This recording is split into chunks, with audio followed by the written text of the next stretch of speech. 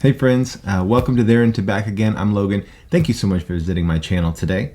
Today we're continuing our discussion about blending tobaccos, and we're going to be looking at Burleys.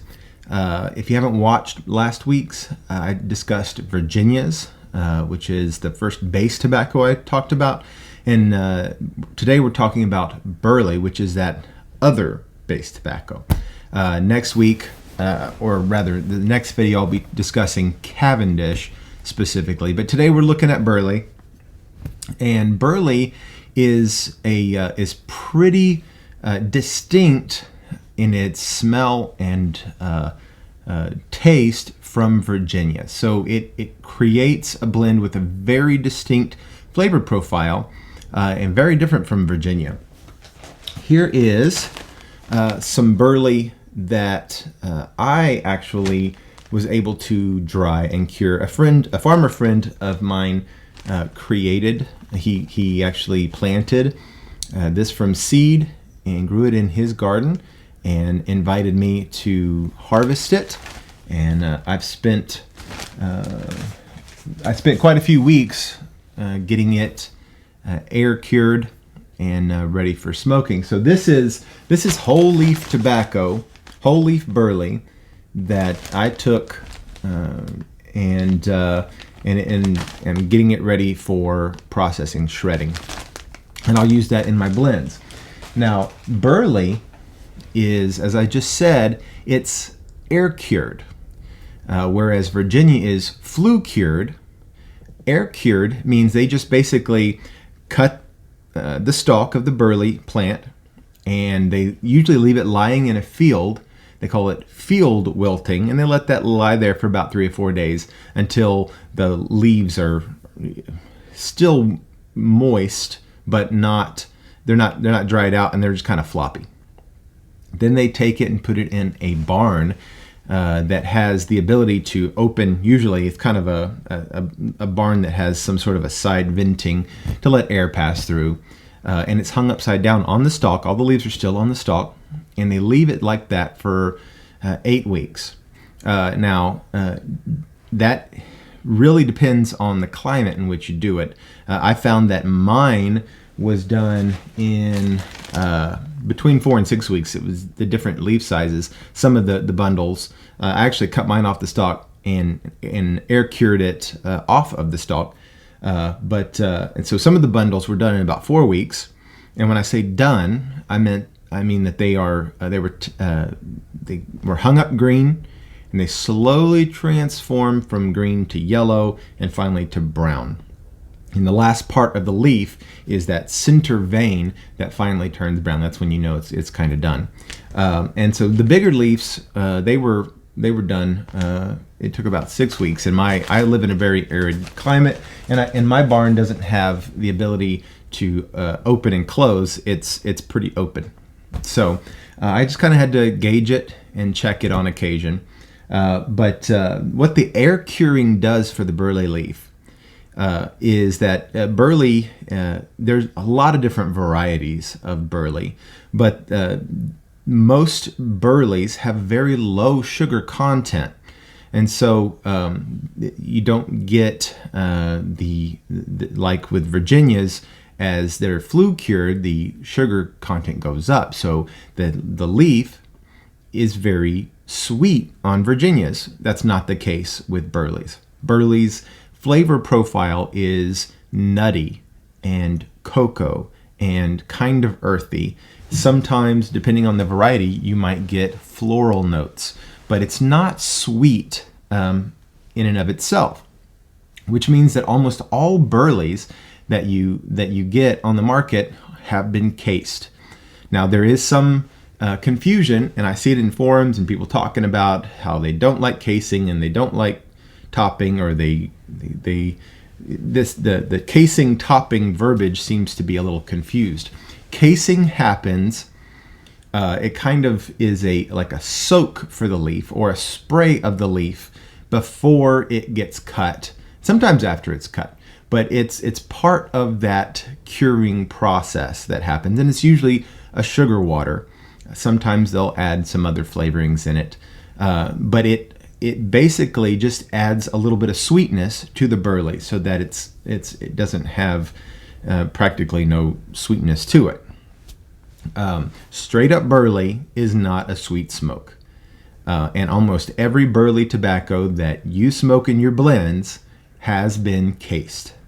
Now, once the blend is completely done and cut and mixed up however they're going to do it, that's when they top it. And that topping is usually an alcohol-based topping. And then whatever flavorings they want to add. Sometimes they just top it more with sugar, sort of an alcohol sugar water sort of thing. So that's the difference between casing and topping. It's kind of when in the different times in which it's provided. Topping is done last. Casing is done during the whole process of getting the leaf completely processed. And some that I have done myself. This is Burley that I have finished curing and shredded up. And you can see that it's kind of this light brown color. Now this is a rough cut that I've done. This isn't a ribbon cut because this is some that I've done, which I have. Let me see if I can get it in there. It's kind of rough cut. And the notes on this is uncased, very nutty, and it almost smells like brownies almost. That's how much cocoa the natural smell is. Now when you smoke it on its own, just kind of that nutty cocoa comes through. It's almost like bitter chocolate because it's uncased. Now, from Burley, and I'll be talking about this more next week as I discuss Cavendish.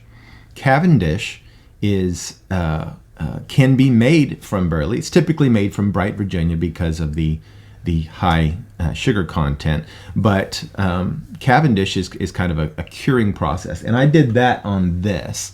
This one was cased with sugar water and molasses mixture, and then it was topped with an alcohol-based vanilla, and I used a pressure cooker to create this Cavendish, and it is, you can see it's kind of a dark color, and when I smoke it, it definitely has a sweeter flavor to it.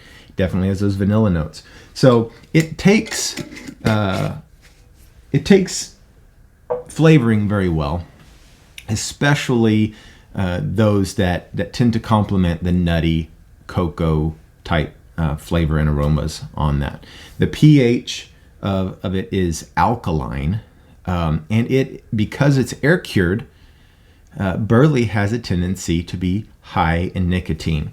Whereas Virginia is low in nicotine. And so Burleys are a great way to kind of beef up nicotine content in your blends. Now, there are two main types that you might find available at like pipes and cigars or blending tobaccos that you might order. And one is dark Burley, and that has a deep, rich color. It has high nicotine.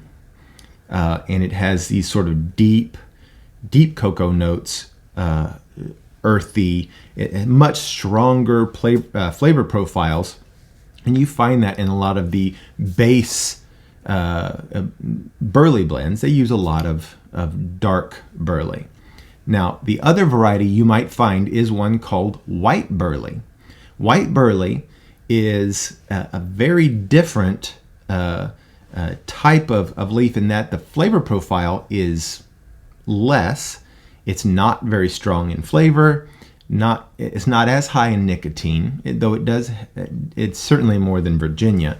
It still has the nutty cocoa notes, but they're very, very subtle. And so you'll find that white Burley is a good addition if you're blending, say, a Virginia-based blend, and you want to, in your Virginia blend has other components in it that are also low in nicotine, and you want to bump up that nicotine level, throw some white Burley in there because it doesn't change the flavor profile of the blend that much.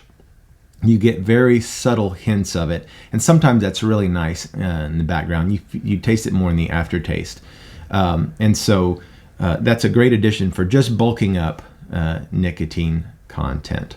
So your main components, take a look at them. If you get a chance, go to Pipes and Cigars and see what they're running. A lot of times white Burley, for some reason, seems to be the one that's often back ordered at a lot of places, either because they don't get as much, maybe, or maybe it's just sought after because people like it to use it in their blends a lot more.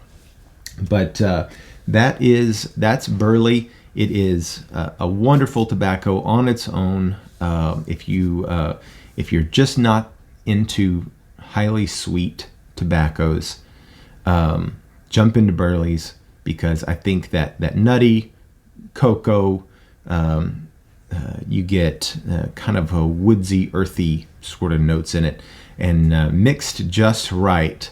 I find that mixed with a little bit of bright Virginia is, in and of itself, is just beautiful in terms of flavor profile, in terms of aroma. A little bit of bright Virginia kicks up the sweetness and brings some of that floral, kind of grassy notes in there. Plus the sugar content's higher, and that really complements the Burley. That's just something you might consider. You don't see Burleys too often mixed just with Latakia or just with Oriental. There's usually more components kind of thrown in there. And you want to be careful if you're mixing Burley and Perique, because those are two very high nicotine content tobaccos. So Perique and Burley is a really strong combination. So you want to be careful in those and watch your percentages there. But together they are really beautiful when done in the right combination and offset with maybe some other tobaccos like Virginia's in there to kind of bulk up the sweetness. You might find, especially if you're used to high nicotine type blends, that would just be sublime. So anyway, I hope that you enjoyed this discussion about Burleys. Again, if you have any questions or want to talk about it more, drop me a comment or send me an email to westtexpiper@gmail.com. I'd love to hear your thoughts about Burley. I'd love to maybe even hear some of your recipes, some of the things that you've discovered as you've explored blending with Burley. And I hope that you all have a very blessed day. And we'll see you next time. Take care.